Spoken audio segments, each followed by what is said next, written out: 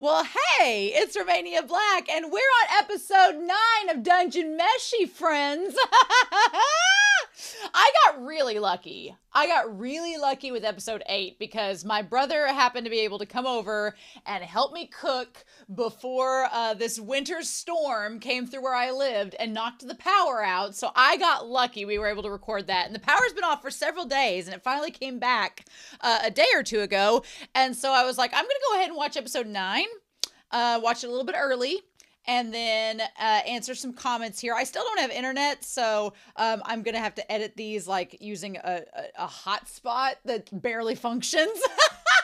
But I want to say a quick shout out and thank you to Edgar over on Patreon, who was so kind and downloaded this episode and sent it to me and was like, here you go. And I was like, thank you, because I could download it onto a flash drive. This is how I have to do, y'all. I have to download it onto a flash drive at work, then take it home, then download it to my computer, and then I can watch it. As long as I have power, I can watch it record. But then I use the hotspot to get the editor program that I use to be able to finish the editing, and then I take the program file back to work to upload it. And so it's a process, but I'm gonna make it work, and it's gonna be fine. But thank you, Edgar, for helping out. So I'm gonna answer some comments on my phone since I don't have the internet to pull it up on the computer, but that's fine. That's what technology is for. We adapt, we overcome. But I'm going to go ahead and record the episode. And then my brother, he had to change one of his shifts. So hopefully, fingers crossed, he can come and help me later this weekend record the cooking portion for whatever we end up making. You won't believe this, but the livers that I made for episode 8, took them over to my father. My father was like, oh, they're pretty good. I was like, you clearly like livers. And he was like, oh, I love livers. And I was like, well, you like this a lot. And so I'm glad it worked out for him. Glad he ended up enjoying it. But I have quite a few comments. These comments are going to be, they are going to be for episodes 5 and 6 because I'm recording ahead to try to beat the winter storm before it gets worse. So these are going to be for episodes 5 and 6. And the next week we'll hopefully have for episodes 6 and 7. So that'll be good. So we're just going to be a little, hopefully, fingers crossed, a few weeks ahead as we go. Moomin said for episode 5, now for the kicker, if you've ever eaten nerd candy, you have eaten part of a bug at least. And I wrote back to them and I was like, I think I remember that because the Nerd Candy Box logo, if you've ever had Nerd Candy in the US, it's got a little ant on it. I always thought that was because the Nerd Candies were tiny. They look like little ants. But if they have bits of real bug in them, well, there we go. So why am I not surprised? But it says, yes, we're talking about a bug that has been worth its weight in gold. Carmine, the cochineal bug, and there's a video about them. Also, Moomin was really cool. And if you go to episode 5 on Patreon, they shared a link to a recipe that you can make ice cream in a mason jar, which I didn't know about. And I was like, now I want to try this. So if we have any more ice cream recipes in season 1 or season 2 of Dungeon Meshi, I will now have a functional way to make ice cream without having to buy an ice cream maker, which it's not that I'm above using Patreon funds to buy an ice cream maker. It's just, where do I put it when I'm not using it? It's one of those things where you only have so much space in your home to put equipment. And I'm like, where do I put the ice cream maker if I'm not going to use it? Because it's not something, I like ice cream as a snack every now and then, but it's not like a go-to thing that I eat. They also said for episode 6, Moomin said the pageantry of the table, and they had a lot of links to medieval cooking and things like that goes along with it. They said that most of the upper class ate almost everything that was featured, which I didn't even make close to the full-on cuisine, and I was full.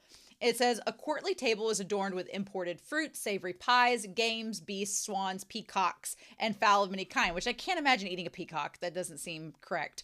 It says food was sculpted into elaborate showpieces that exemplified wealth and excess, which, you know. And it says that sugar and spices were eaten and seen as medicinal. So the rich people back then ate a lot. And because dental care is not what it was, they had a lot of problems with their health and their teeth. But surprisingly, the peasant diet by comparison was very healthy and devoid of sugar. So peasants usually kept all their teeth and they were more healthy overall. I also think that also ties into the fact that you see a lot more like robust figures in very Renaissance paintings because they're eating their cake, having their cake and eating it too, right? So, then I liked Yijan Lee 592 says, I think everyone can agree that the male characters in Dungeon Meshi can all get it. And they're all attractive in their own ways. It really is refreshing to see variety. These characters could really be great representations and role models or ideals for men and just people in general, compared to the majority of current media hyper-focused on toxic or traditional masculinity. Yeah, what I thought of with their comment was I watched a lot of like 90s like Sailor Moon, and I read a lot of 90s like manga and everything. And man, you want to talk about like the BL/90s male archetype where they're all 6'7", 150 pounds, and they look like they are like just like sticks. They are rulers. They are before Slender Man was a thing. And there was not a lot of variety. And the same went for female characters. I think until you got into like the 2000s, you didn't like a lot of female characters in the 90s were all that same archetype and model. And I'm sure there are reasons for that. Art goes in a stylus into a cycle anyway, but one of the things I really appreciate about Dungeon Meshi is the variety of those types of characters and body types. There's a character that all of us so far can seemingly relate to, and I like that about it. And I like that it's not like the gaze isn't, the GAZE isn't hyper-focused or sexualized for any of the characters. Although, we get a lot of cinchy panty shots, and whether you like that or not is a taste of preference. So, I find it refreshing, personally. Annie Flowers, 1998, says, for episode 5, this episode once again just tells us that Cinchi could kind of be a low-key hypocrite. Here, he berates Marcel for wanting to use magic to light a fire, basically the equivalent of using a match. Yet, 2 episodes ago, he was the one taking the easy way out with the mandrakes, and he was the one triggering all the traps in the trapped room despite Chilchuck's warning, because avoiding them was too complicated. Like, pick a narrative, dude. You don't have to have it both ways. And I think that is good to know, because I think that there are some similarities between Marcel and Cinchi in them, and I think that it's fun that the episodes kind of point that out with his character. I like that all the characters have little tiny minute flaws. They're not annoying, but they are noticeable, and so that's kind of cool. Okay, so I'm going to kind of skip around on this next part because there are a lot of people that have talked about death and resurrection in this series and how it's done. There are 2 comments in particular that I want to kind of touch base on because they kind of they talk about it quite a bit, and I want to kind of like get all this out of here for a second. I'm doing this on my phone, so of course it's going to be a little bit tricky. But let's see. I want to try to get both of these comments up here for a second and see if I can get them both in the same. Before we do that real quick, Gus as well as Anime Annie talk about in episode 6 that unfortunately the syllable that Chilchuck stutters on when he is describing his age is ko for Kotochi D, which was localized as this year. The number he said at the end of the sentence was Nijukyu Sai, or 29. So basically he wasn't saying like, I'm actually this. He was saying like, well, this is being like, this year I am, and then he didn't finish the sentence. And I was like, what a tease, show. What a tease. But before we talk about the resurrection, I do want to point out that that another individual named Icy pointed out some extra lore that doesn't get mentioned in the main series. Now, the mods approved this, so I'm assuming that we're okay. But they talked about how a half-foot's lifespan, on average, and maybe they're getting this from like a guidebook or something, or in the manga, there might be some extra lore information, or maybe this is just lore about half-foots in general. Again, it says half-foot's lifespan is 50, and their age of maturity is 14. So if Chilchuck is 29, as he says he is, that would make him middle-aged by half-foot standards, but if he was 38, he'd probably be considered a bit more elderly. Slight speculation. So yeah, I don't know whether Chilchuck is 29 or not. I'm still not sold on it, but I do like the idea that if the half-foots age at different variables, and if their average lifespan is only 50 years and they consider age 14 maturity, then he technically would be going through like a midlife crisis. And midlife crisis Chilchuck seems most appropriate. And I'm like, okay, that's fine. And he's a half-foot. I'll take that. Now, I will say, Icy, I do a little disagree with one of their notes about humans. They said humans in this world have an average lifespan of 60, while we in our modern world with modern technology have a lifespan of about 70. Their age of maturity is 16 or so to medieval logic, I suppose. Let me tell you, and this is nothing against you, Icy, but from reading Berserk, if I had to tell you all how many times I had someone in Berserk be like, well, back in medieval times, and I wanted to be like, this isn't medieval times, or it's fiction. You can do whatever the fudge you want with it. I always get very peeved, and this is nothing against the comment, but that by medieval times, I always get annoyed at commenters that are like, well, historically speaking, and then they shove up their non-existent glasses, and I'm like, well, it's a fictional story. You can do whatever the fuck you want. So you don't have to follow historical standards in a fictional story. Sorry, don't have to. I hate to tell you this, but you don't have to. So I'm going to go with maturity for humans being technically legally 18, but also your human brain doesn't stop developing until the age 25. So do with that what you will.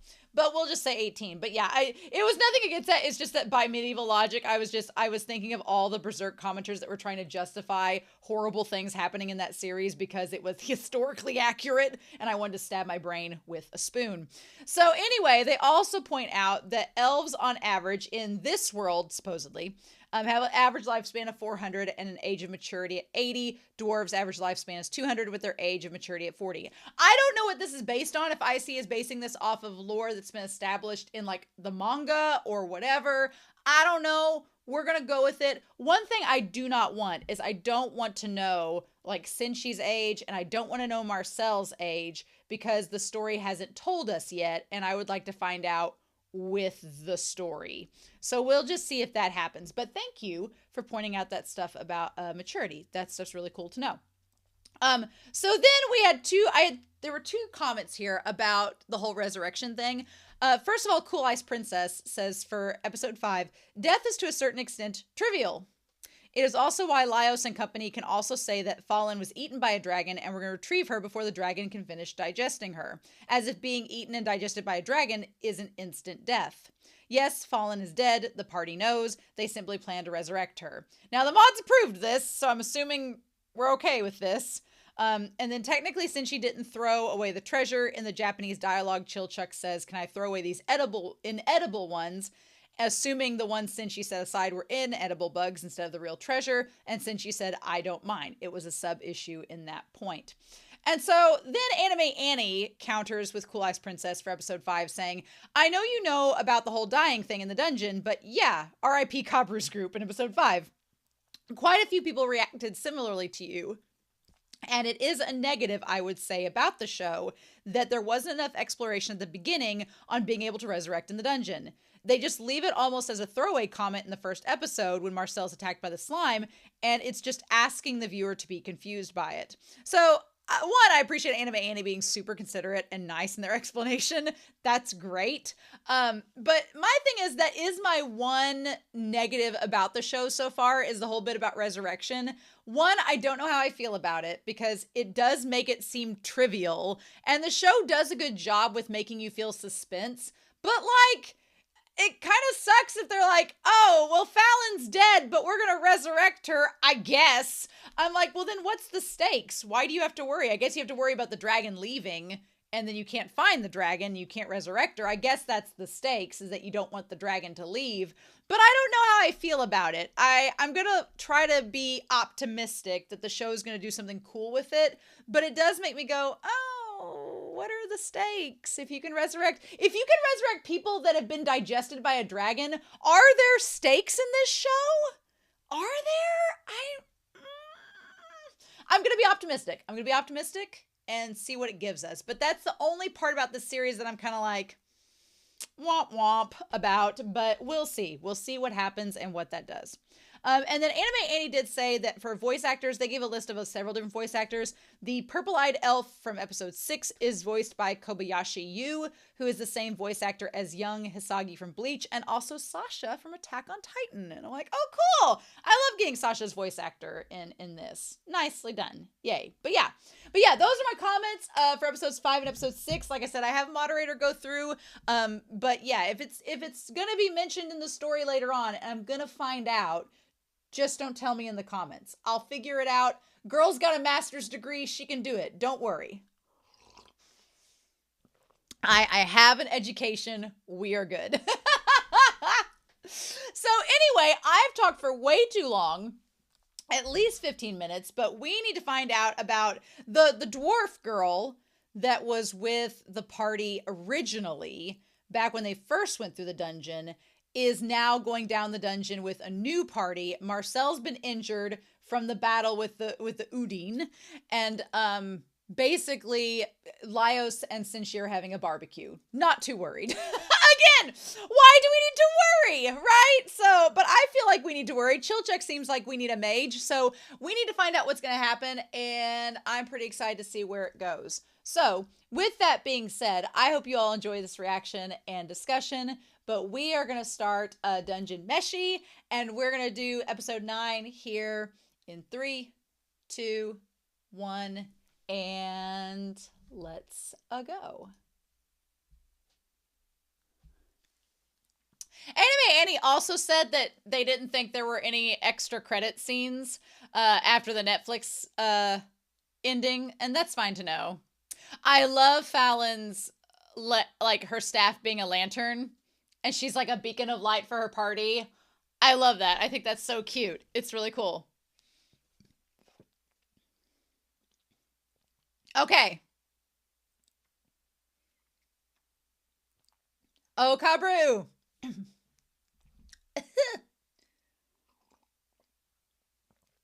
All right. Poor Fallon just sitting there waiting. But if it's their spirit, if it's just their spirit waiting to be rescued and resurrected, what do we do with that?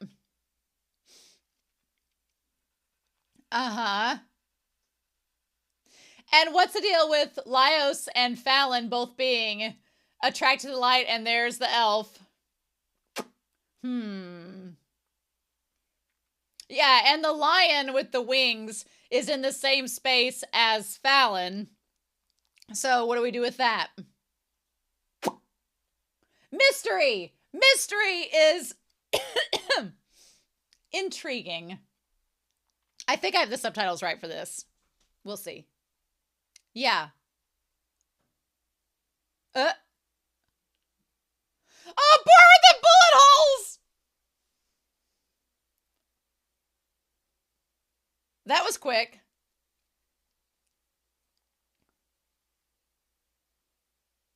Oh. Oh. Yeah! How could you forget? Namari? Okay. Chilchek does not look impressed. Only a week? What? Oh, hello. Oh, damn. She is styling with that necklace. Kaka and Kiki. Huh. Oh. Oh. Well, that's... She's like, I'm not in love with her like you are.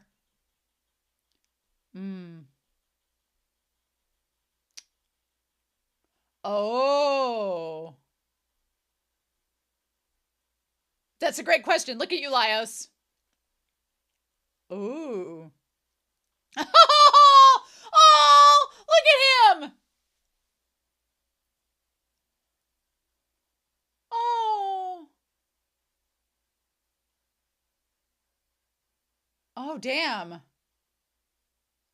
A revival fee. Yeah.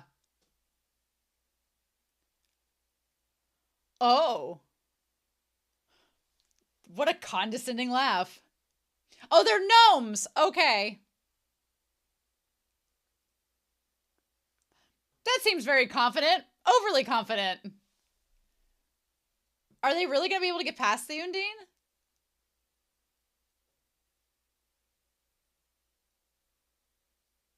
Oh. No, yeah! Oh, shit! Oh! Oh! Oh! Oh my god! Oh my god! It killed her! Oh my god! Holy shit! Oh my god! Oh shit! Yeah! Bitch! What?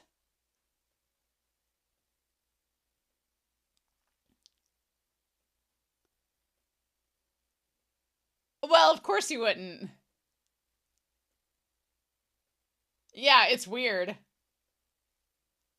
Yes, very much.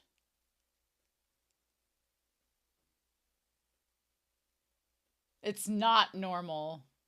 It's not normal, yeah. Oh my god!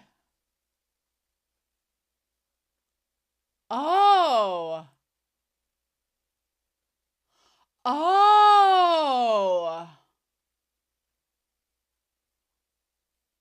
Oh. Oh! Well, that took forever to figure out in this. Huh, okay. Well, hell, I was bitching about this 10 minutes ago and now it makes sense. Y'all don't have to. I'll figure it out. Don't worry.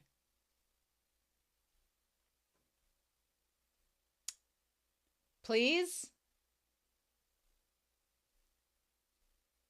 Okay.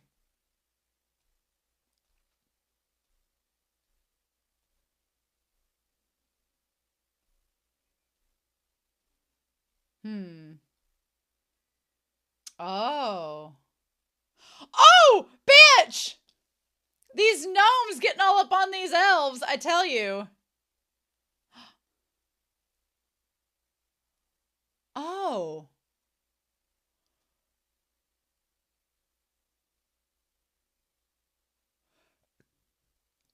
Oh!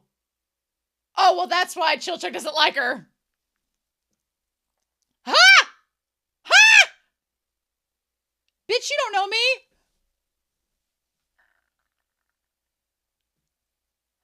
Oh, the others probably find her annoying, but Laios doesn't. Oh. Ooh.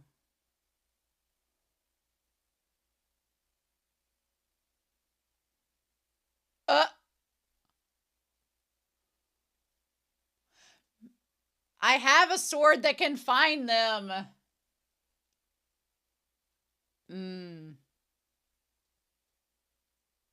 Oh my god, dude. You don't know what that is.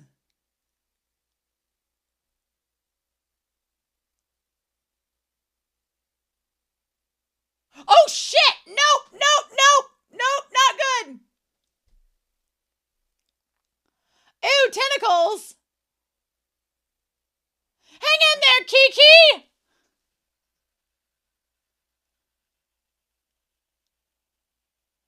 Oh my god.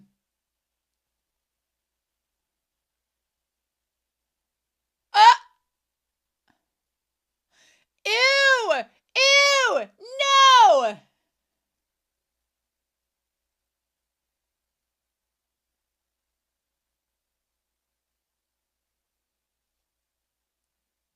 Oh. Oh! Oh! Do we... Oh! Oh! Since she without the helmet! What? How weird he looks without the helmet! What? Oh my god, I love how Cinchi is still just all eyes, even with the helmet gone. Ooh! Oh my God. Oh my God. Oh, Lyos, honey. Oh, wow. Oh.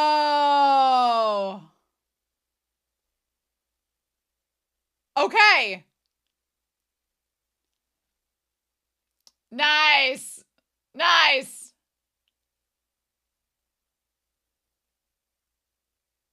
Oh, yeah. Good.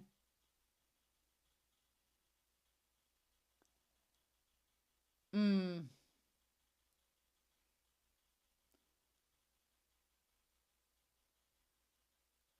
Uh, Chill Chuck. Oh my God.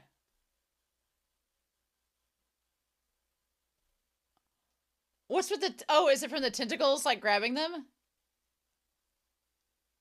Oh, from being numbed. Ah!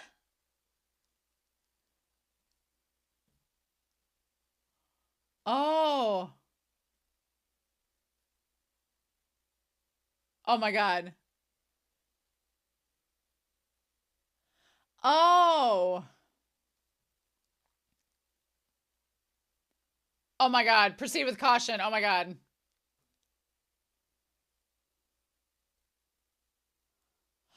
Ah! It's like a banana. What? Ah! Chill Chuck's like, I ain't tasting that.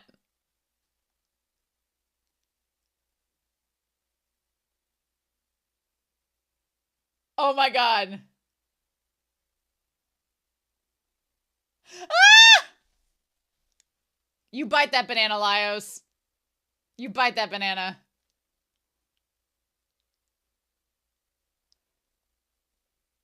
Uh, these banana biters, I tell you.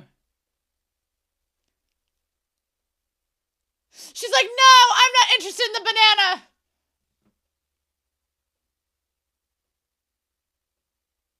Oh, it's taro root. Oh my God, no. No!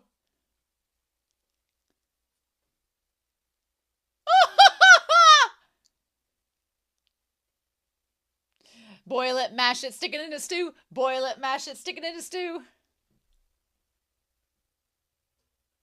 Aww. Man, the gnome wife, she's really into Kiki.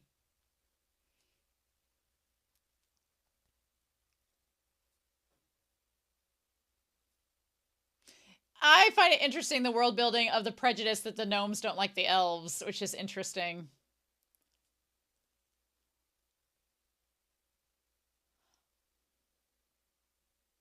Hmm. Ah! Ah. Nice.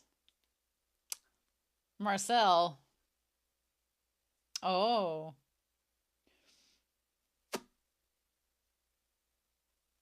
Oh. Oh.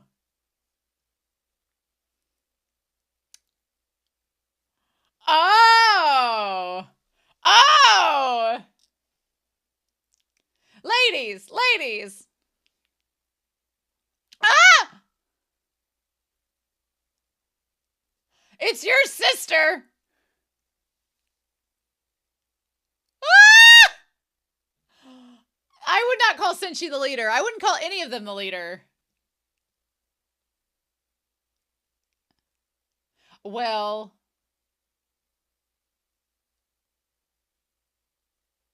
oh, yeah, about that. Damn. Yeah.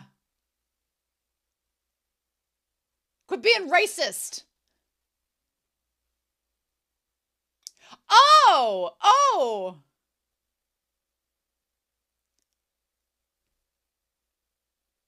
Oh. Interesting. Oh.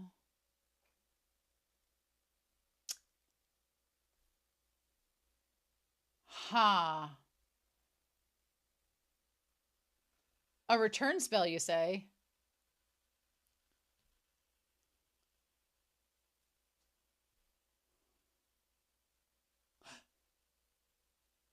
Oh. Oh. Oh.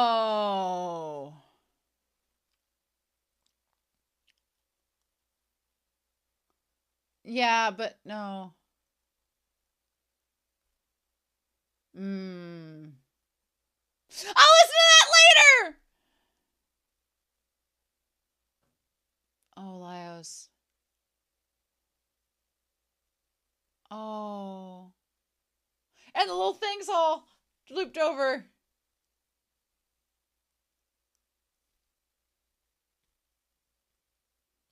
Oh. Yeah, a bachelor party. What? Oh. Oh.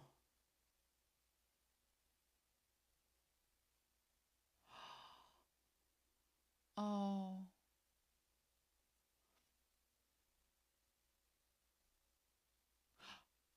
Go with them.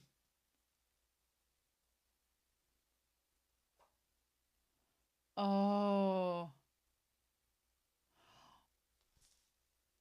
Oh.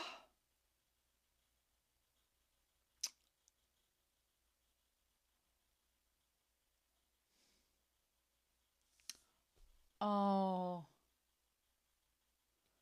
Oh.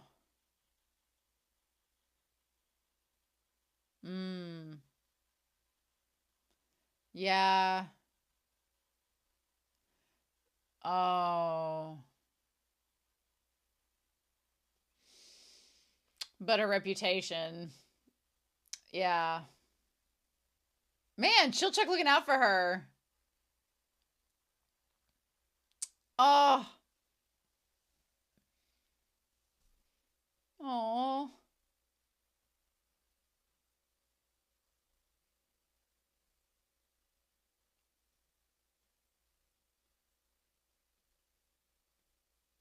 Uh. Oh. What? Ah! Since she's like, yeah, let's do it.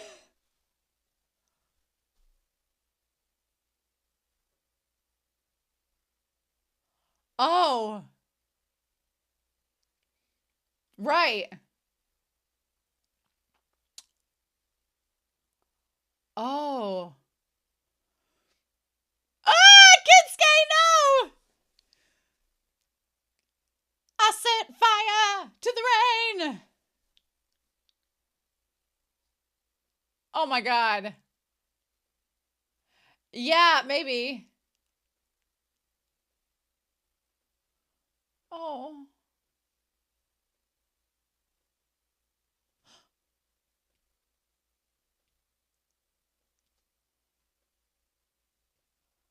Yeah. Shabby pot. I forgot to call it a shabby pot. Yes. This is a family heirloom, you bitch. Oh. An exceptional pot.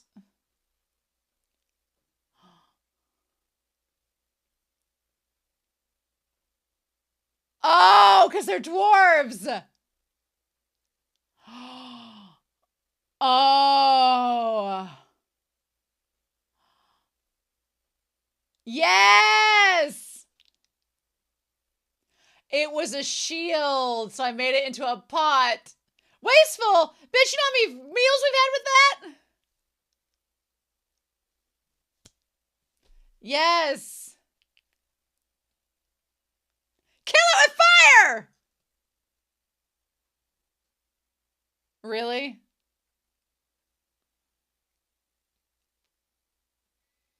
Mmm. Oh. Are they going to wait and see if they do it? Oh my god. Wow. Uh,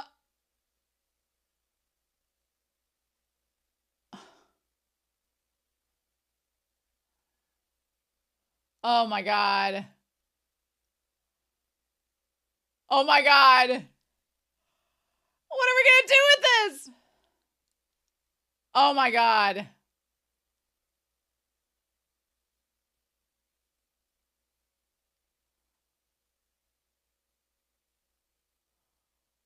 Oh my God. Oh.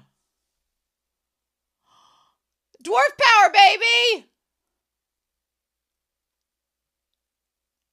I love it screeching. Oh. Oh my God. I love it. Like, hurry.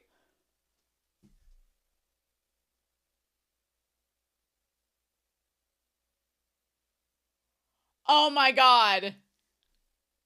Ooh.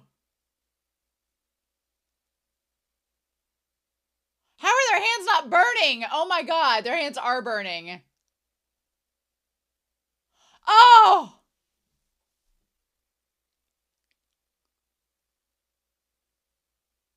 Oh.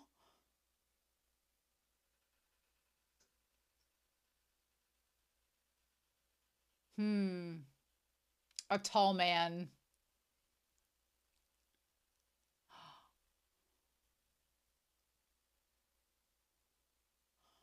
Oh, girl, you drink that so quick.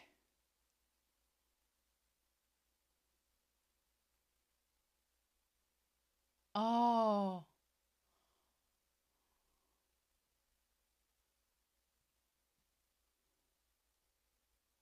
Oh, wow. We got a broth going, baby.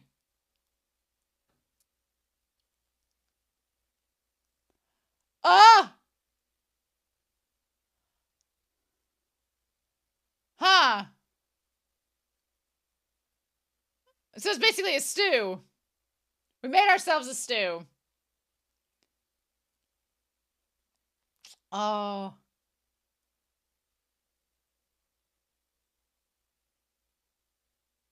Oh. Yay! We're tentacles and kelpie.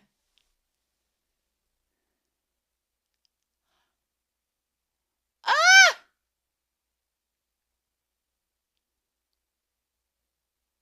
Oh my God.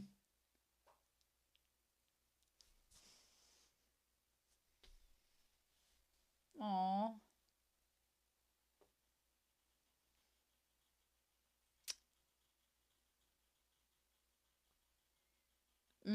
I love Cinchi and Marcel working together. That's so good.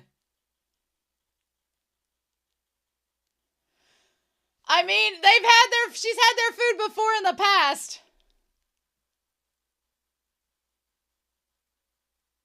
Oh. Oh, yeah.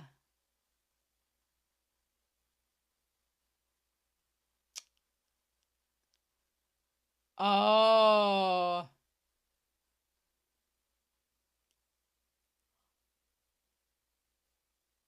Ah! Girl, no, eat it. It's good. No, it's good.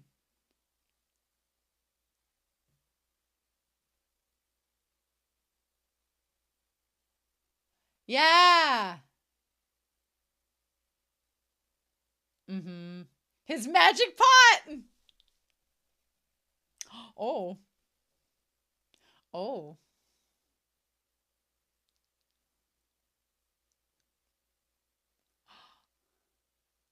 Oh.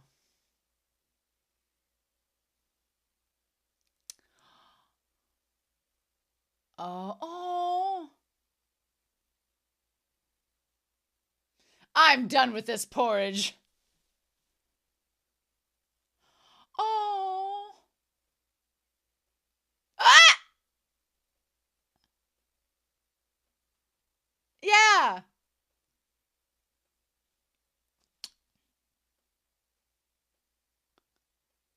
Mmm. Aw. They look like the couple from The Princess Bride. That's what it is. They look like the old married couple from The Princess Bride. Maybe that's the reference.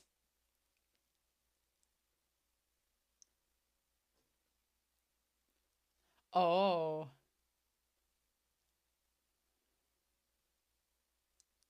Damn right.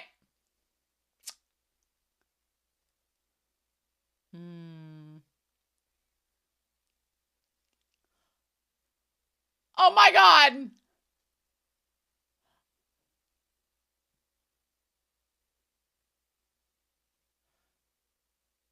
Ooh. Yeah. Okay. The other one.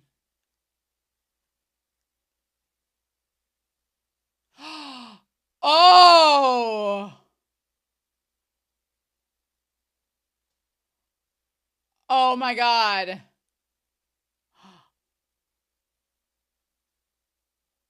Oh. Interesting. I wonder if Marcel would be okay with Shuro proposing to her. Oh, I wish Namari would have gone with them. I wish Namari would have gone with them. Why can't we have one more in the party? What? The more the merrier. What? Why not? Why not? Why couldn't we have more in the party? Why not? Ah! Okay. Interesting.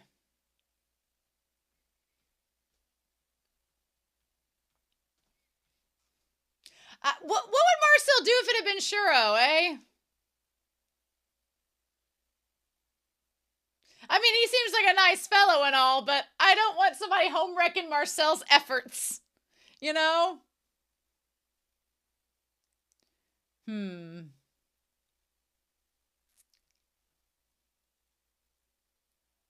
Aw.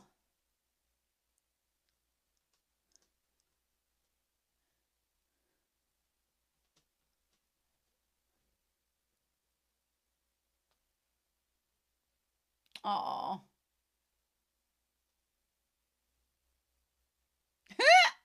I love Marcel struggling to get back with all of them. Oh, and then Cheryl looking at Fallon. That makes sense now. Okay. Interesting. Well, all right.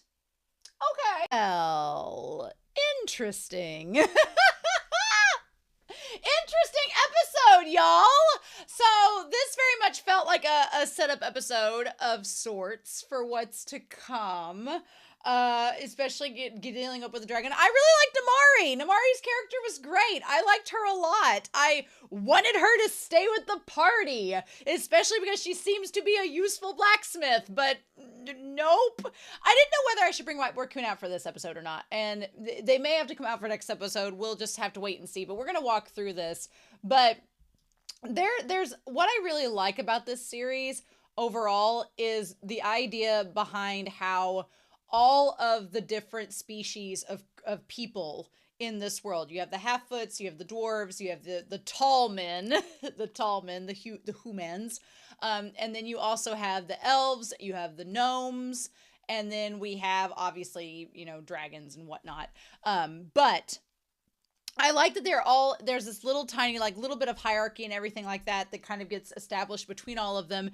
And you can kind of tell, it reminds me a lot of Lord of the Rings, because in Lord of the Rings, they're very much like the dwarves don't like the elves, and the elves think this about themselves versus other species, and the elves are kind of like look down upon the men and everybody else. And there's this established hierarchy of kind of like the way people position themselves in Lord of the Rings. Whereas in this world, what I like is it's very modern in the sense of it's not so much a class system, but it's based more on what their occupations are and what they do. So it's not necessarily classist, but it definitely shows more of like a coexistence between all of the different species and what they do and kind of their understanding. Now, to be fair, there's still racism going on in this world because that gnome was being racist as hell towards Marcel. And I'm like, Marcel defies all of these stereotypes we have with elves. So that's so fascinating to me. But I really like the party that we have. Maybe Namaari couldn't go because then we'd have too many dwarves. Maybe that's the thing. But I really like the balance that we have where we have Laios is the tall man. You have Sinchi that's the dwarf. You have Chilchuk that's the half-foot. You have Marcel that's the elf. I guess, but then if you had Namaari, you also have Fallon who's also a tall man as well. So we'll see. We'll see where we go with that. But I wish Namaari had stuck around. I was really hoping. I got the impression that Namaari kind of has a way about her that's very noble in a sense, but she has a lot of dignity to her. Whereas you deal with like Chilchuk, she kind of makes fun of Chilchuk. She's like, well, you're just here because you're just getting paid for a job. And he's like, yeah. He's like, that's kind of the point. He's like, I am just getting paid for a job. That's the whole ordeal. So, which I thought was really funny. But in any case, I want to get this episode to pull back up. It's being weird. Come on, episode. Do me a solid. Look at that. But yeah, I really liked the idea of the different races and different species in this episode kind of all working together and all coexisting. The two pair of gnomes that were the main part of the party, they clearly seemed based upon the old couple in The Princess Bride. And they might not be. That might just be a pure coincidence. But there's an elderly couple in The Princess Bride that they looked, especially the wife, she looked exactly like her, except she had the skull necklaces. I'm like, that seems like it's a play on that, but I don't know if it is or not, but it just seemed like it was. So I thought that was really, really interesting. But anyway, so yeah, we've got our party that stops with Namaari, and they basically stick around to see like, oh, Namaari's like, I remember you. I like that Laios is the one that is remembered. I love that. And I love that Namaari's like, of course. I mean, how could you forget? How could you forget Laios of all the characters? He's the least forgettable, which is hilarious because he's kind of the most like objectively plain in his design, but of course. So I like that Chilchuk looks a little bit disturbed to see Namaari again, but Laios is like, of course. And like, oh, of course we know them. They're my former parties. Now, they said it's only been about a week, and I was like, a week? What? It's only been that long, you say? Huh. For some reason, the video is doing a horrible job. It is not playing properly, and I've restarted my computer already, so I apologize if it's making me go through this and being ridiculous. Why you being this way, show? Okay. But anyway, so it's only been a week since they've been in the dungeon. What? That part, first of all, was a revelation because I felt like they'd been there like a month. To me, it felt like it had taken them a month to get as far as they were, but it's only been a week. Oh my God. Well, that's good. In terms of rescuing Fallon, I guess that makes sense. They've only been gone a week, so the dragon wouldn't have had a reason to leave necessarily if they're still digesting her and whatnot. So that's good. But these gnomes, they know how to use resurrection magic, and they got their little cheap book, spell book along with them, which is fun. So we have Kiki and Ka, what do they say their names are? Again, I gotta get the subtitle track on this. So the two people there, and then they said the others are Kaka and Kiki. Which I'm like, okay. I like their designs. I like the fact that we have twins in the dungeon. They don't do much in this episode, but I like the fact that they are there. And then I like that Namaari's like, I can't remember who's who. So I'm like, are they both like is Kaka the Kiki, or is one a guy and one a girl? You don't remember? Are they non-binary? I guess it doesn't matter. And then Marcel gives Namaari a hard time because Marcel's like, how can you be this way and not be after you've abandoned Fallon? And Namaari's like, abandoned? No, I just didn't want to walk into a dragon's maw without getting paid. So, and Chilchuk points out later on that Namaari's had a lot of financial trouble, so that's why. And they're like, Namaari probably has reasons for doing what they've been doing, so let's not give her too hard of a time. But to Marcel, Namari like has abandoned Fallon. Now, never mind the fact that, you know, there's Shuro who was going to propose to her. And it's like, I'm just waiting for Marcel to be like, well, Shuro, you don't love her that much because you wouldn't have abandoned her instead of going back to get her. But maybe he's trying to get her too. Maybe he's trying to fight the dragon as we speak. We don't know. The person in me that likes to ship has already attached myself to the Marcel and Fallon ship. So the moment that Namari was talking about Shuro wanting to propose to her, I was like, no. I was like, we can't do that. I'm not ready to multi-ship on this show yet. No, he needs to go away and let Marcel and Fallon have their moment. Marcel's worked really hard to get here, y'all. And she's gone through literal death to get there as well. But, okay. And so they talk about the Undine being the problem with everything. And of course, the gnome is not going to just resurrect Marcel for free. One, because that'd be a handout. And also because he has some prejudice against elves to begin with. So he's not inclined to whatever. And they say that in order for them to get past into the next phase of the dungeon, they have to get past the Undine.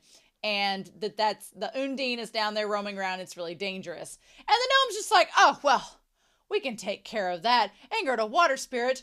So much like an elf. Don't underestimate us. We've got this. And his solution was basically to throw Namari in front of the Undine if something went down.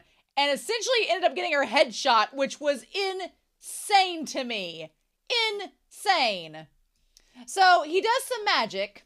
He does some resurrection magic, which I'm with Senshi. Seeing someone get headshot and get resurrected. No. So I have thoughts about the whole resurrection thing. I have thoughts because he says, was it Ira Falane, Brete Lane, Bretego, which I don't know if that's Latin or what it is. I'm afraid to look it up because I'm afraid it's going to lead to spoilers if it's just an incantation that they learned there. But in any case, it resurrected Namari, who was pissed because she's like, how dare you throw me in front of the Undine and use me as a meat shield, you old geezer. How dare. And he's like, well, that's why I compensate you so well, because you're instantly there in case that happens. So Senshi is not here for the resurrection magic. And I'm kind of with Senshi. I think it's kind of creepy. I think it's very creepy at first. He's like, and I'm not surprised that Senshi's not for it because Senshi doesn't like magic to begin with. So why would he be? But then Laios says, well, you know, I guess that would make sense. He says it's not a pleasant sight to witness. And Laios says, well, and also since she says it's unnatural for people to come back from the dead. And he's like, well, outside of the dungeon, sure, but in here, it's normal. So, and then since she says it's not normal, it is not normal, Laios. And then he says, that's right. This dungeon is under a very powerful enchantment. So here's the deal, y'all. I do kind of wish that people had just not said anything about the resurrection, because that would have made this moment such a much more cooler reaction to be like, oh, that's why this is a trope building. Because at first I was thinking, well, that's kind of sucks if the whole thing is that people can just resurrect whatever. But then we get this revelation from the gnome that the dungeon is what allows the resurrection magic to be a thing. That he says it's under a powerful enchantment and it binds your soul to your body. So no matter how damaged your body gets, your soul is never released, which is like the zombies, the ghosts. Once your injuries are mended, you can be revived. In my perspective, this isn't the dead coming back to life. It's just basically death itself is forbidden. So you have no choice but to respawn in the dungeon over and over again or be stuck in limbo here. And honestly, if people just left me be and just let me be and not know what I knew, I would find out in this episode. So back in episode 4 and 5, people were so adamant about trying to correct me in the comments. I'm like, if you had just let me be, I would have found out a few episodes later. So I'm going to tell the mods, please be extra careful. Do not let me read comments where people are trying to explain things to me that are going to get explained a few episodes down the road, because that ruins my enjoyment of the series. So just FYI, if the show's going to tell me about it later on, don't spoil me. Don't try to explain it. Let the show explain it for me, because that will make it so much more enjoyable. And it just kind of made me mad because it makes it feel like people don't trust me or think that I'm smart enough to get it. So just let me be. Let me figure it out. It'll be cool. But basically essentially states that outside of the dungeon, if you die, you die. But inside the dungeon, there is a chance the resurrection magic can work because your soul is bound here. Now, why that enchantment is the mystery. And I don't want any of you bitches telling me answers or clues or hints or you'll find out later. None of that shit. No. I want to find out for myself. But I do think it's interesting because it basically is suggesting, like, why would the mage bind your souls to the dungeon? What would that be? Why would the mage not want souls to die? Why would he want them to stay here? So I don't know. My personal theory is I think that Laios and Fallon, based on the OP, I think that they are tied to this dungeon somehow. And the whole thing with the purple-eyed elf, I'm curious if the purple-eyed elf, I'm wondering if Laios and Fallon are one, like, illegitimate, like, heirs to the Clegel clan or whatever, the Daigle clan or whatever, because they kind of have the same hair color, like if they trace back to it, or if the elf thinks that Laios was responsible for the death of the king and has set things in motion that's caused all of this, or I'm wondering if it's like a time traveler's thing that's all going to tie back to Laios and Fallon. The OP shows Fallon in the white space. It shows Fallon in the white space in the OP, and it shows her by herself, and then it shows in the same white space the lion with the wings, the emblem of it in that same space. And the lion with the wings is kind of the emblem of the whole royal family. To me, that makes it seem like Fallon and the royal family are connected, which would make Laios and the royal family connected, but I don't know if that's a thing or not. So we'll just see as we go. We'll see if it happens. But anyway, I know people on the channel have been like, don't complain about people spoiling and stuff like that. And I try not to, but that did kind of dampen my spirits when people were like, they couldn't trust me to figure out about the resurrection stuff in an episode literally 4 weeks later. So I don't know. I won't complain anymore with the series. That was just my complaint for the entire season. I won't pay attention to those comments anymore or give them any credit in the channel. So we'll just move on. Anyway, so Namari gets resurrected and they're trying to figure out, okay, what do we do? What do we do in this case? And I keep having to go back and redoing this. But the one gnome says that they will help if Laios and them agree to destroy the Undine. They'll help them out and resurrect Marcella if they can defeat the Undine, and they have to figure out how to do it. And Laios is so sweet. He's like, okay, fine. He looks over to Namari, and Namari has this dignity about her where I really respect Namari because she's not cheap. And I feel like when Marcel's like, oh, well, you can just, go with our party and we'll pay you. If money is what you want, then we'll give it to you. And I like that Chilchuk stands up for Namari and is like, no, that's not it.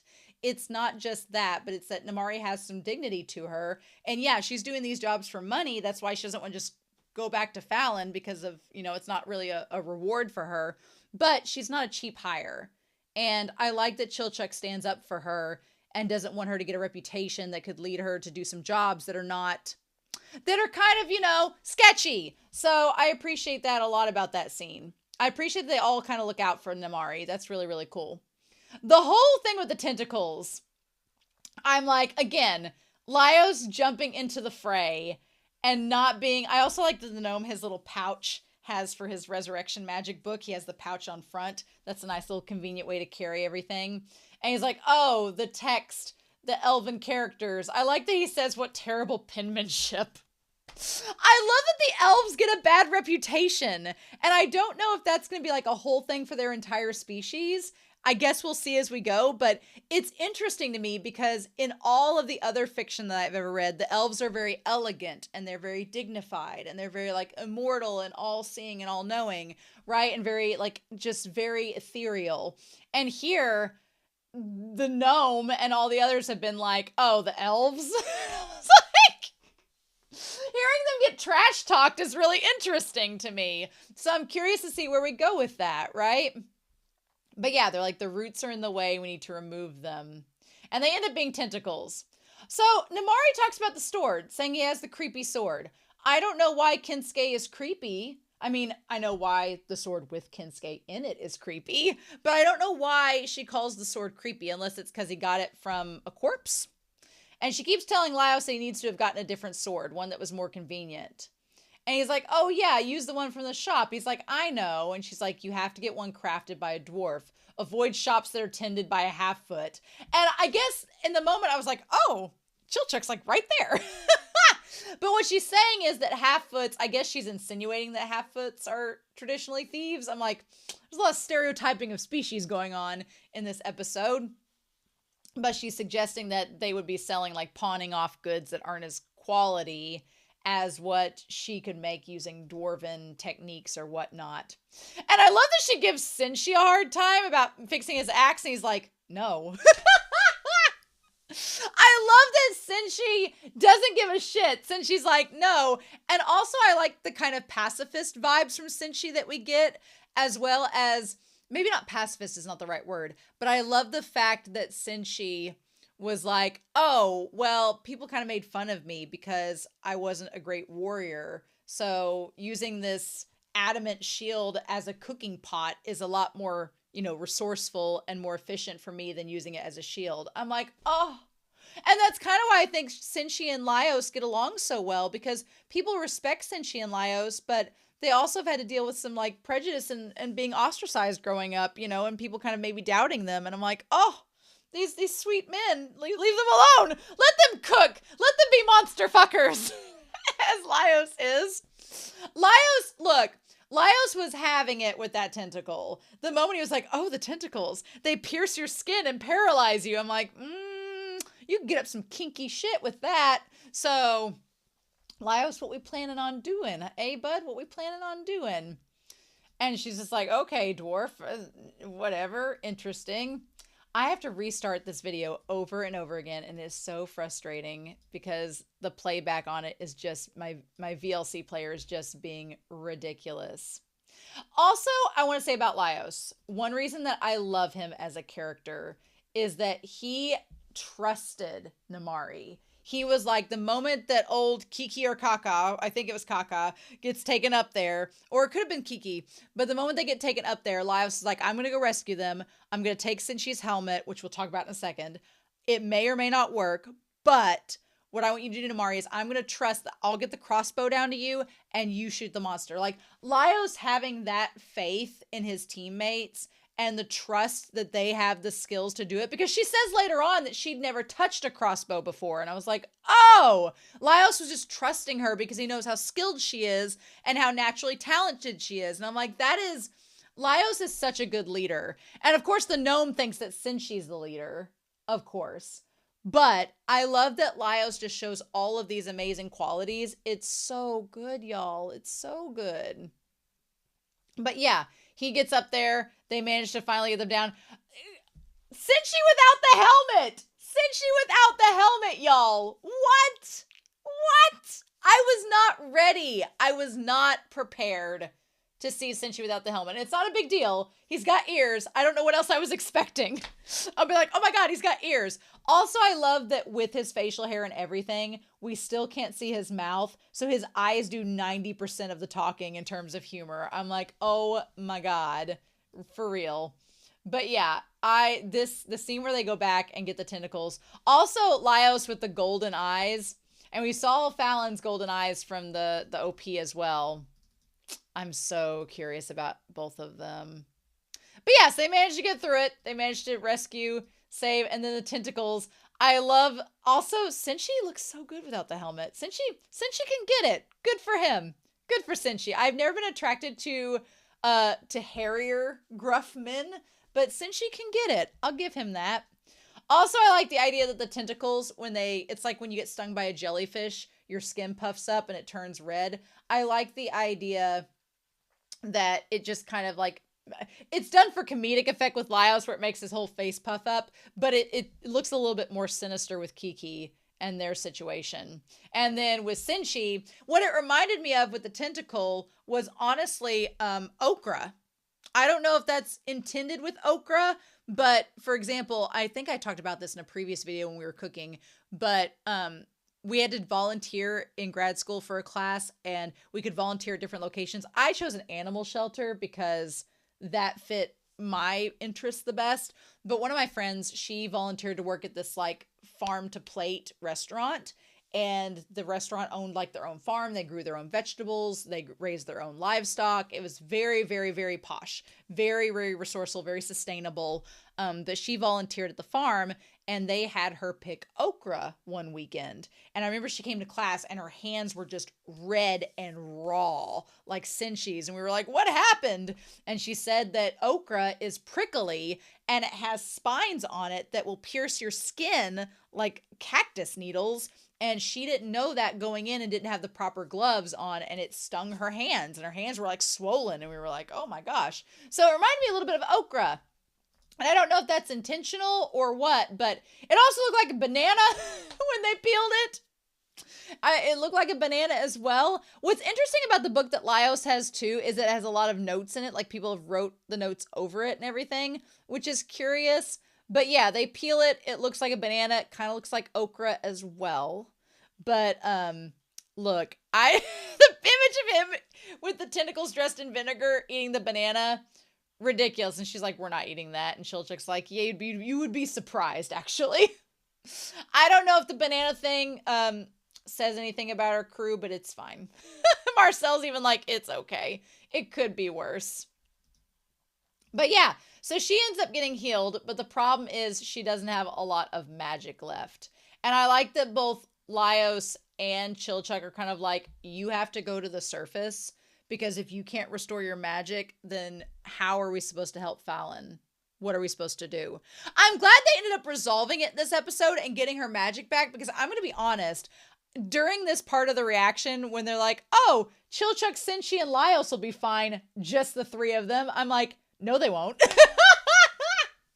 I'm like, Marcel has actually been pretty instrumental in helping them get this far, and not only making sure that Laios comes out to help Chilchuk when it was the mimic, but helping Cinchi get the spell to walk across water, but also keeping Laios in check. I feel like even though Marcel kind of complains and, you know, freaks out with all the monsters and everything, there is a lot she does that keeps them on track and keeps them grounded.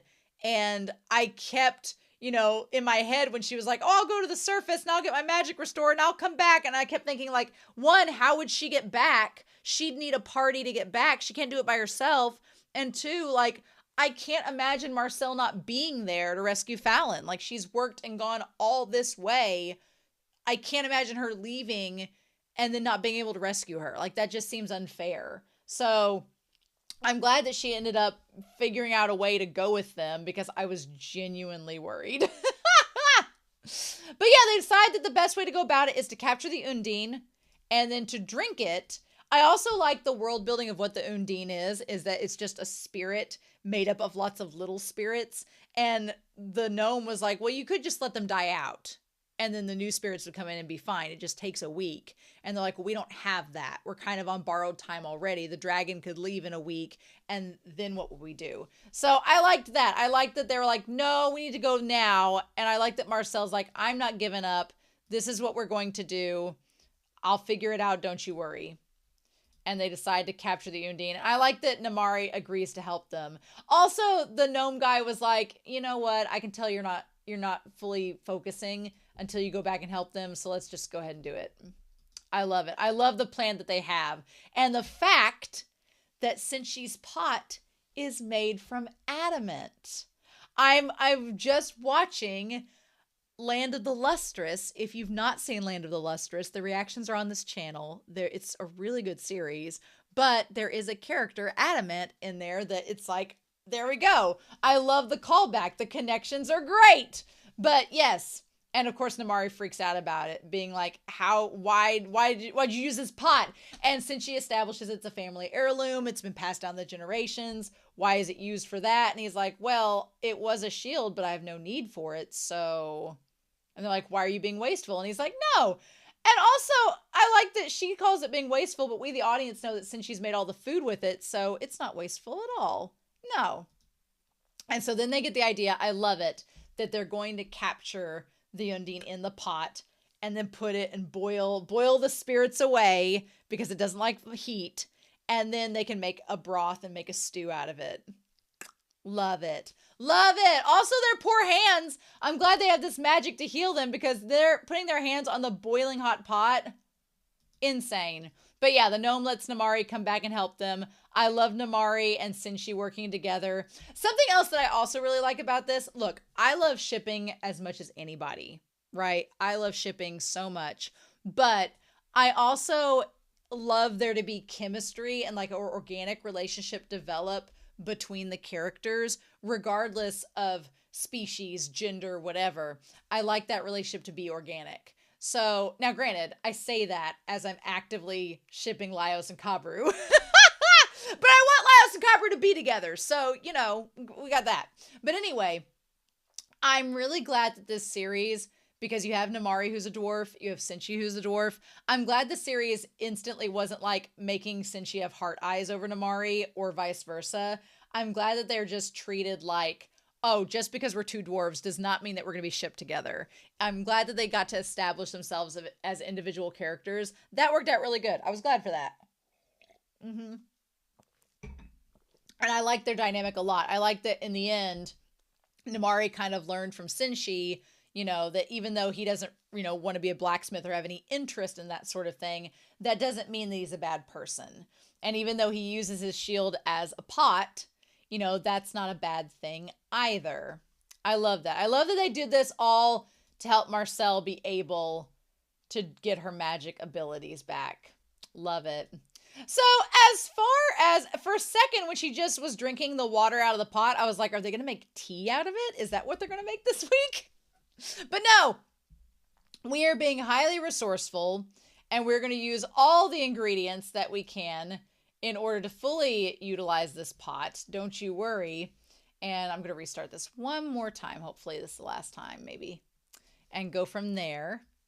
But yeah, basically they decide that what they're going to do is take the broth water, the boiled water that we got, and then from there, they're going to add everything together. So that what the things that they had on hand that they just happened to have in this moment. Now, poor Laios, he ends up getting his side hurt.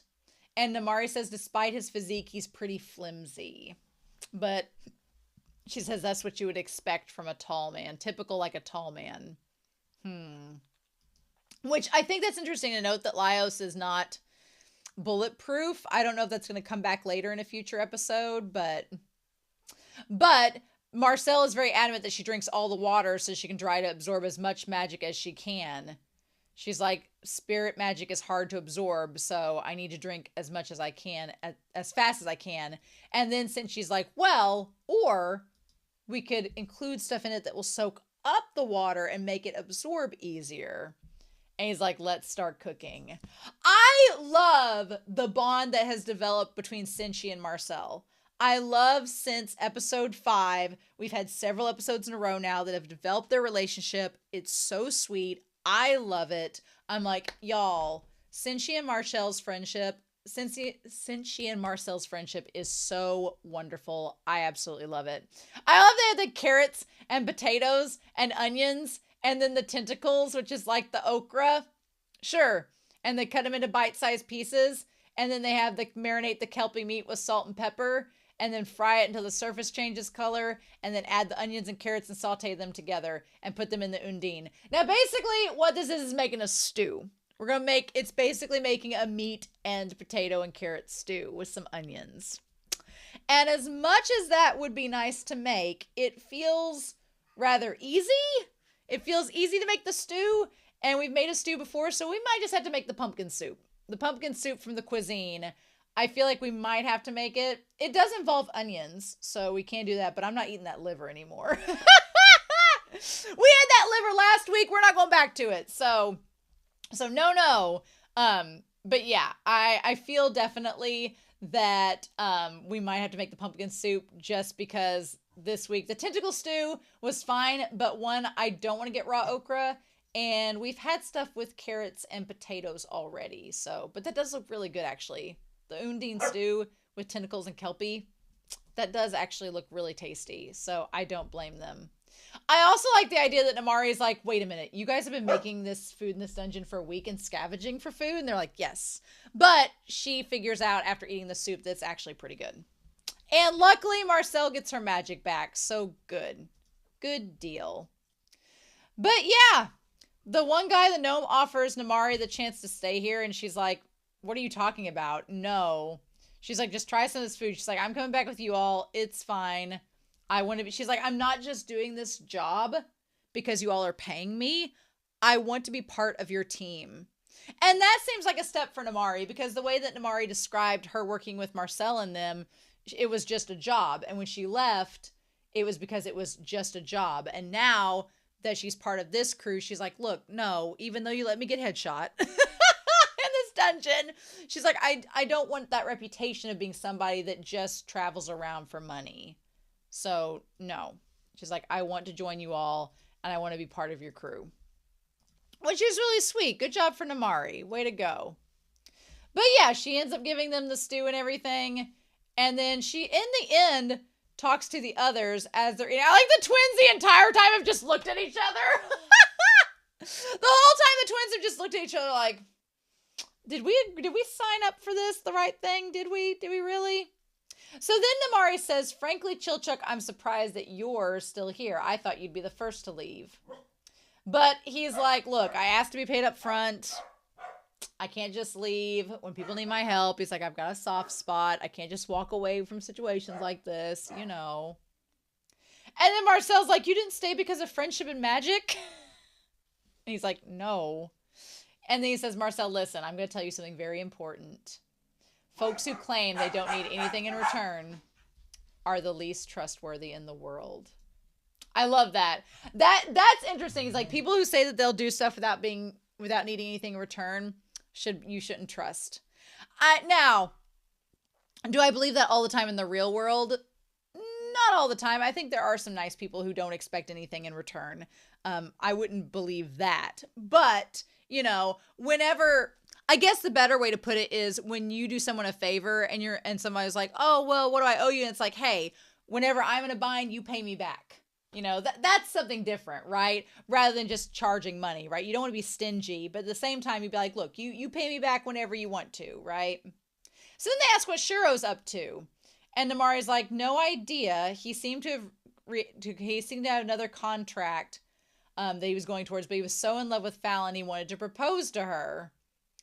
And so he's probably still searching. He's probably still desperately searching for her. And Laios is like, really? I had no clue he was going to propose to her. My surprise of the whole thing is that Marcel was like, oh, but she didn't look mad. Her and Chilchuck seemed more embarrassed on the behalf of Laios because he didn't realize that Shiro had a crush on his sister. But, you know, good for Marcel for not going all, you know, Kathy Bates in that moment and being super, super jealous, right? And she's like, I get you guys all care about Fallon, but be sure to make it back to the surface, okay? And Marcel's like, well, of course. She's like, yeah, and you take care too, Namari. Oh, and I liked it. I'm glad that Namari and her ended on good terms. I'm glad they ended on good terms. Good for them. Love it. But I wonder if Shiro is in the dungeon seeking out Fallon or not. That's what I'm curious about, because we've met Namari, so now the question is Shiro going to show up when they reach the dragon to rescue Fallon as well? Is he going to be present? That is the question. Mm-hmm. So we shall see. But I'm super excited to see where it goes and what we get. Because we're getting close to that damn dragon. They only got like a day and a half, right? Or half a day.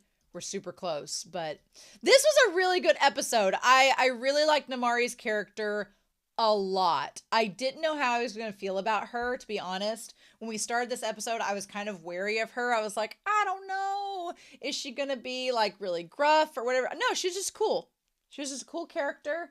I love her like sense of dignity and her sense of purpose. I like how honest she is about everything. I like that she's a blacksmith and knows her weapons. Like, that was pretty cool and badass. I like the way this show subverts a lot of gender expectations, because you have Senshi, who is the cook, who cooks the food for the party, which, you know, cooking is, I've never considered cooking to be a gendered role. I know society gives, like there is the stereotype of like women get back in the kitchen and all this. But growing up, my dad and my brother have always, cooked for us. Like my dad is a really good cook and my brother is too. And I would say my mom does the majority of the cooking, but she enjoys doing it. My dad and my brother equally do a lot of cooking as well. I'm the one that's the terrible cook.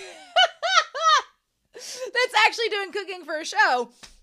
But yeah, so I've never considered cooking to be like a stereotypical gendered thing. It's just when you see it in media, it comes across that way sometimes. So I do appreciate in anime a lot, though, that they don't get limited by that. Like there are a lot of men in anime, like I think of Kagami in Kuroko's Basketball, who's an amazing cook. I think of obviously Senshi and Dungeon Meshi, but there are lots of characters that are really good cooks that are male characters. And I like the subversion that you have here.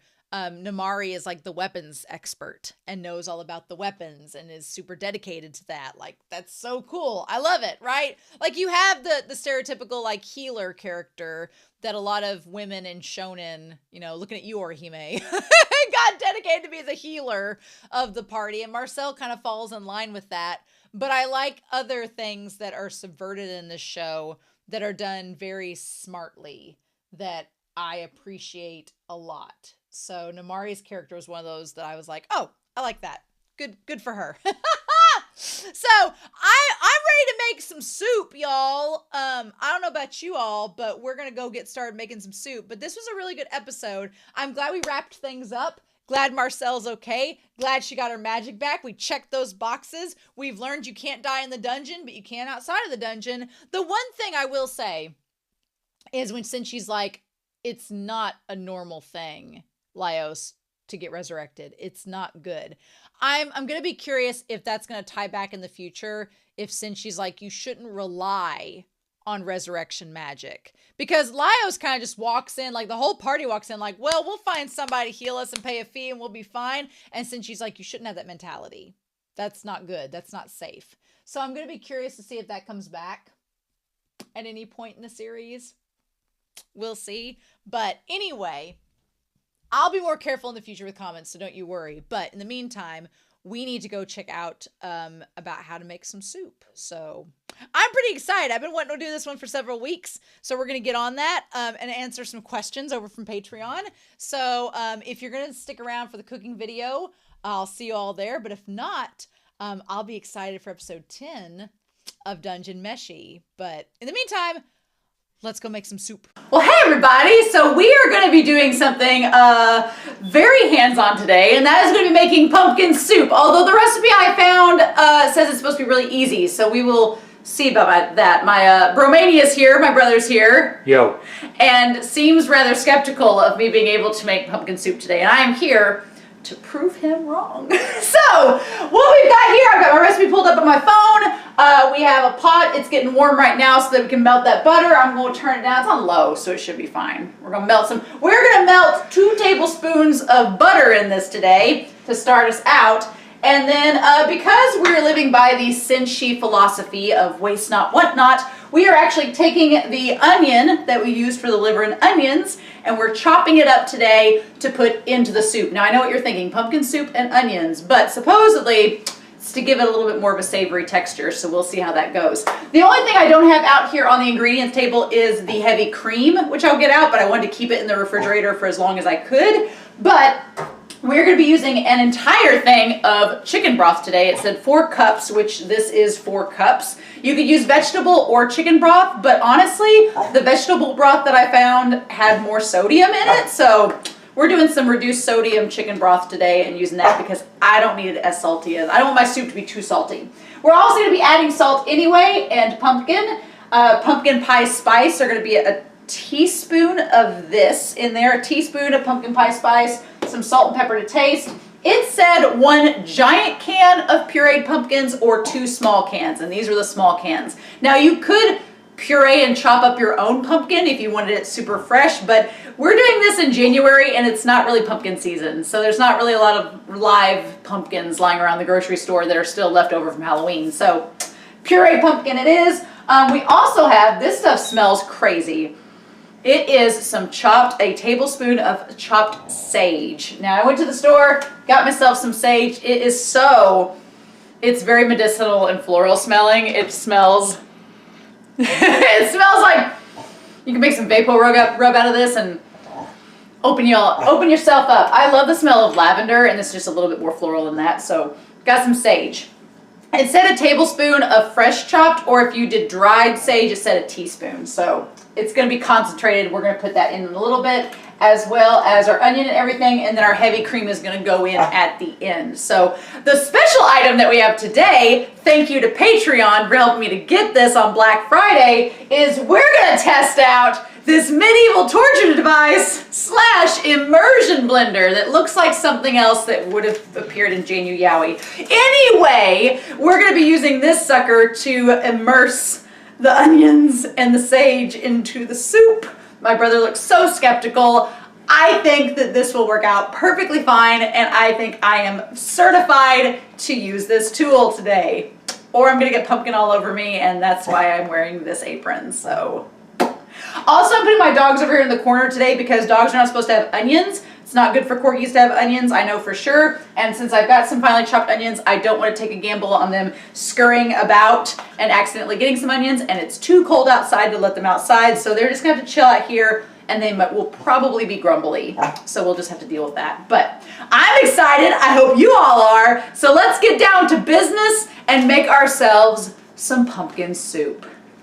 I thought about this as I was chopping up the onions, but I usually do this prep ahead of time because I'm not I don't do like the finesse and all that, so I feel like this is like rage bait. I just sat here and did that over and over again. Did that just grind your gears a little bit? It feels like rage bait content. Do you agree, bro? Well, you're not doing it right. That's why it's rage bait. Okay. So with that being said, we are going to finish doing all the stuff here. The immersion blender is going to get a lot of this, but I just it said to chop up your onion. It's not a full onion because we used about like a quarter of it on the chicken, on the beef livers last week, but I feel like it's enough. So we're going to have the onion ready to go in the pot. The recipe did say that you can actually freeze this soup, which this is going to make a lot of pumpkin soup. So it may be a lot more than just the two of us can handle, but we're at least going to start this out. So it said the very first thing that you do is in a large pot, and I'm going to definitely need a spatula for this at some point, probably for the pumpkin, and probably... I told you to lay that down. It has a stand for a reason. Yeah, that's for people with coordination. So what we're going to do starting out is in a large pot, it said melt 2 tablespoons, which we have our Irish butter that we've been using. Super excited about that. Over medium heat, and then add the diced onion and saute until softened and starting to brown. So we're going to turn our heat up just a wee bit to 4, and we're going to put this butter in there. And from there, our butter is going to start melting out, and we're going to let that melt in there, and let those 2 tablespoons melt in there, and then we're going to add our chopped onion. So we're going to let that melt on in there. Be nice. This is going to be a nice buttery soup. Have you ever had pumpkin soup before? No. No, I have not either. You know I'm not a soup person. Oh, yeah. So my brother, there are a couple things my brother absolutely loathes. And one of the things my brother will not eat are soups. He's not a soup person. So this is something that I'm going to be having on my own and probably freezing the rest of it to have at a later date. So, but yeah, this seems like a lot of butter to melt in there, but I guess they want it hot enough, right? I guess they want it to coat in there, and then you've got to do the onions. So yeah, I guess that's going to be it. I'm not a huge butter person when I cook, which is probably why things don't turn out as well. So this is something different, right? But okay, so we've got this butter in here. Now the next thing we're going to be doing is to add our onions.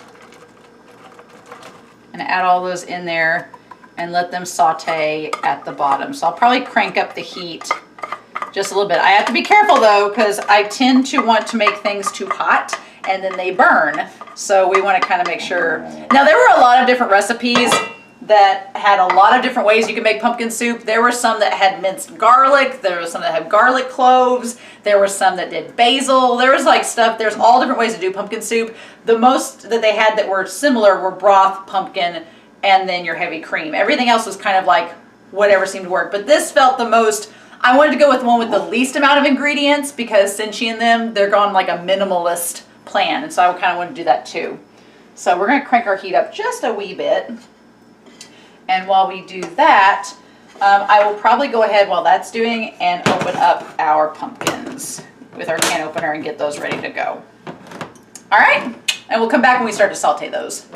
So while we are waiting for our onions to start sauteing here, I've cranked the heat up just a little bit and gotten those ready, and I've gotten our pumpkin spice ready to put in. Our pumpkin cans are ready to go in too. So while we're waiting, we did have a set of questions from Anime Annie for this set. Anime Annie says, I'm not fond of horses. So for me, Kelpies are definitely one of those fantastical creatures that can stay firmly in the realms of fiction and fantasy. Are there any supernatural or fantasy creatures that you feel the same way about?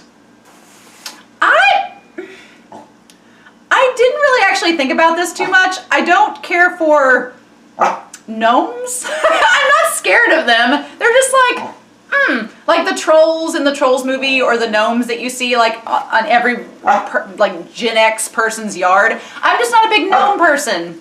And plus I can't imagine eating a gnome. That seems too close to a person. That's not gonna work. My brother's blinking very loudly. What about you, bro? Gargoyles. Oh, I hadn't thought about gargoyles. I just want to watch the 90s gargoyle show. I don't want to actually eat Those ones are okay. No. I'm talking about the ones that are like full-on stone and they just pretend to be a statue. Oh, yeah. Just eating something made out of rock sounds Well, gross. there's that and the fact that you got to use a very high caliber gun if you want to take one down. And so far in this world of Dungeon Meshi, I hope we don't find any gargoyles. I don't know if I'm ready for that. All right, so this is starting to hit a little bit. But yeah, I would say gnomes. Not a big gnome person. I don't mind the Kelpie, although they're pretty scary in this series. The other question is, are there any supernatural or fantasy creatures that you would want to exist in real life? Oh, Nessie, 100%. I want a fleet of Nessie. They said fantasy, Rachel. Right? Honestly, I think that I read a bunch of books like Dragon Riders and Aragon and all that when I was a kid. So in my heart, it'd be like, oh, dragons would be cool. But then you think about dragons in Game of Thrones and how much damage they cause and destruction and how terrifying they are. And you're like, are we ready for that? So, I mean, phoenixes are okay. I would say, though, I would love to be able, like, if we had a dragon, it'd be cool. But it'd be also a lot of harm. Phoenixes are kind of low risk. They just burn up and just recreate themselves. What about you? Golem. A golem, yeah. Oh, the golems! Yeah, the golems would be kind of cool. A self-sustaining garden, a giant chia pet that could walk around and And the fact that they could be man-made. Ooh, yeah. I like that. I like that. The golems are probably the most practical creature that we've seen so far that would be cool to have in real life. I think the year of the dragon born in me would want dragons, but then in practicality, no, they're pretty dangerous, and actually, no, probably not. But golems are really smart. That's pretty cool. All right, cool. Well, thank you, Anime Annie, for those questions. I'll be putting a thing out on Patreon asking for questions for the next set of episodes here soon. But in the meantime, we're going to put back our recipe on here. It looks like our onions are starting to saute very nicely. It says softened until softened or starting to brown. I think they could go a little bit longer, but yeah, so far of all the creatures we've seen in the series, I would say the scariest one so far, the Kelpies are pretty scary, but the Undine, we just watched episode 9 with the Undine and Marcel. Undine. Undine? Have I been saying it wrong? I think you have. Okay, the Undine. That one is pretty scary, although I do love the world building that it's just little tiny particles that are all mad and they all get mad together. It reminded me of the original Nintendo Legend of Zelda game, where you're in the dungeon you're going through. I feel like those are in there along with the slime and some other things. But yeah. Okay, so you can kind of see down in there now that it's starting to get a little bit softer, which it needs to be soft enough for the immersion device to work. And we're gonna start to get a little bit, it definitely smells very oniony. We're gonna get a little bit of browning on it and do that. So we're gonna come back here in a hot second once they start to brown, and then we'll move on to our next step, and things are gonna start happening pretty quickly. Okay, so this happened very quickly. The onions like started to brown very quickly. They're getting all soft and gooey and everything. So what we're gonna do next is it says that after this happens, you add the chopped fresh sage. Okay, and then the pumpkin spice. Oh, got some of that out of the pot. And it says to coat around until everything is coated. Ooh, oh, you can smell that pumpkin pie spice.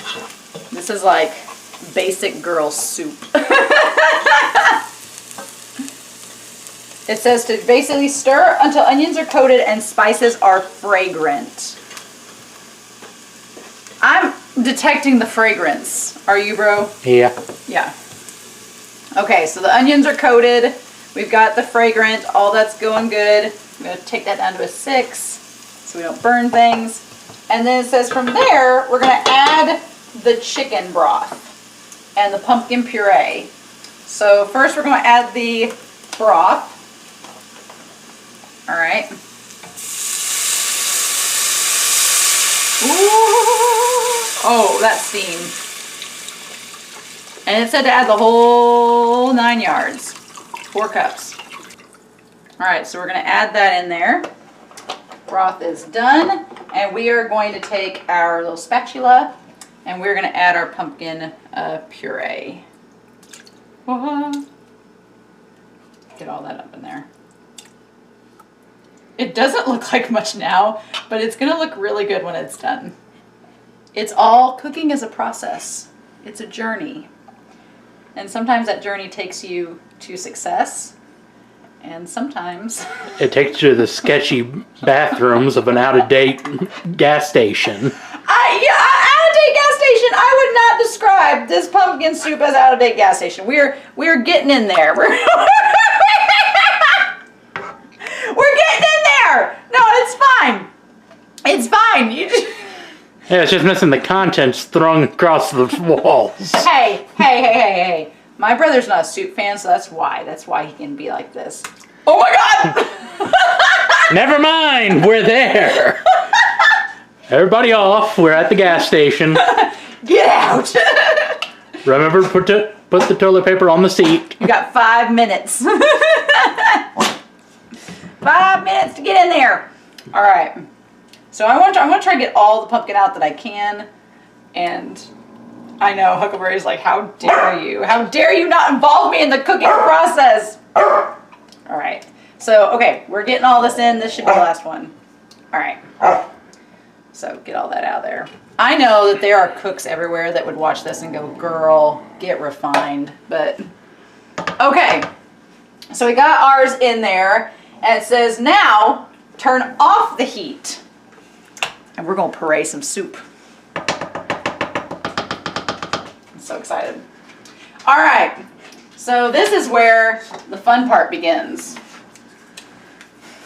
My brother's like, and this is the last time that we... You might want to back up for this. We might want to back up for this. This is a better one. I can get you and the pot. Okay, so it says next, turn off the heat and puree the soup. Using an immersion blender or a standing blender, stir in, okay, then we stir in the heavy cream and season to taste with kosher salt and black pepper. Okay, so, I'm assuming we just stick it in there. Oh shit, get in there.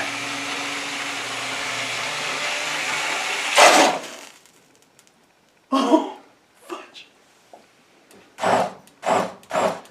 Do not try this at home. Keep it in the pot. Don't bring it to the surface while spinning it. That was a bad idea. Okay, we're getting it in there. Making the soup. Yeah, I got it. It's harder than it looks. Turn this around. Turn the beat around. I want to try to get all the onions, but I think, all right. We're like, how's that? That looks like a nice creamy soup. Okay, so then it says from there to stir in the heavy cream. Now it did say to stir it in, which here's the thing.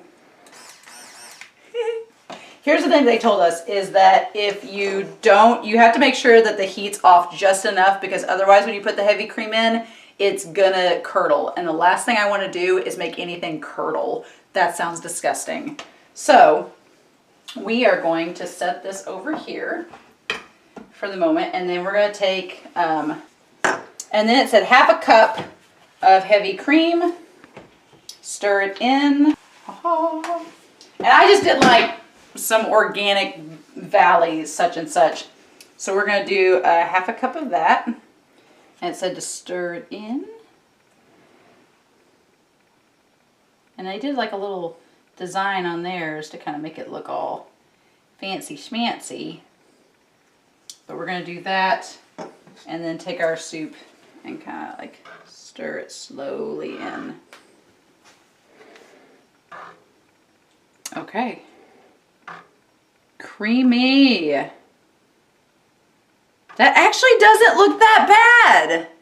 My brother hates soup, so he probably thinks it looks disgusting. I don't think that looks that bad. It mixed it up, and the onions aren't present anymore. They're immersed in there. Okay, so it said to do that, and then season to taste with kosher salt and black pepper. Now, I'm going to say we probably do not need a lot of salt or a lot of pepper, because a little goes a long way. So I'm just going to say a dash of salt. I'm going to do it the talk show host way. And then we're going to take our little bit of pepper and season that. Okay. And then we're going to get this sucker ready in a pot, and I'm going to taste some pumpkin soup. So now it's time for the verdict. And honestly, this took us about like, what, 15, 20 minutes to make? About. Yeah, it wasn't that bad. It was actually 15, 20 minutes. Now my brother, upon looking at this fine pumpkin soup, what did you say that it looked like? It looked like you made artificial nacho cheese. To trick the stoners, you said? Yep. Well, it does. I think the orange of the pumpkin with once you put in the heavy cream, it definitely took on like a lighter texture. So it does kind of, now that you say it, it's the same consistency and color as the nacho cheese in a Goofy movie. So I've never had pumpkin soup before, but there's a first time for everything. So we're going to see how this tastes. So that's not bad. It's not what I thought it was going to be. It's not as sweet as I thought it was going to be, which we use sweet onion, but honestly, I think the onion gives it a much more savory taste. As my brother cracked open a soda. Now I'm going to be honest. I'm going to be honest with you. If you like lobster bisque or like a tomato bisque or one of those soups, this is the same like thickness and consistency of one of those. So it'd be better as like a dipping sauce or something. No. It would be, it's a soup. It's like a lobster bisque or a tomato soup. You could dip like, I wouldn't want to dip a grilled cheese in it, but like a churro, maybe? I don't want to say this is a dessert soup because that sounds weird, but it is the same consistency as a bisque. It's not like a chicken noodle soup. It's not like a chili. It doesn't have, the onions are all like immersed down in there with the sage. There are little bits of sage that are still present, and I think that's just because I didn't chop the sage closely enough, but it really isn't bad. I mean, it's weird to think of, it's like if pumpkin pie was a soup. My brother blinked so hard because he hates soup. It literally is like if pumpkin pie was a little bit more savory and a soup. That's literally what this tastes like. I'm not opposed. The best news of all is that the heavy cream did not curdle. The moment I read that in the recipe that the heavy cream can curdle if you put it in too hot, I was like, oh no. No, because I hate cottage cheese. The idea of the cream curdling sounded terrible. So luckily we did not get scrambled egg in our soup. I'm gonna call that a win. But yeah, this was surprisingly extremely simple to make. So if you get stuck snowed in like we've been the last week and a half, and you just had some leftover pumpkin lying around from Thanksgiving, and you just needed to use it, and along with a few other little ingredients to make a soup that'll last you for a couple days, this took 20 minutes to make and was pretty easy. I'm not opposed. So, any final thoughts, Broseph, about this lovely, decadent dish that you're not trying? No. Well, the only downside about this dish is if you look back there, there's a lot of cleanup. That's the only thing. I would say of all the dishes we've made so far, this one's got probably the most cleanup, but definitely worth it. I'm not mad about it. So I'm gonna finish enjoying my, pretzels. Pretzels would be really good with this. If you want to dip something in it, a pretzel, that would be great. Enough saltiness for it. Now I did read in one part of the recipe, if you wanted to make this sweeter, because it is not very sweet, it's pretty, I would say, I wouldn't call it bland, but it is not sweet at all. And I was expecting it to be way sweeter.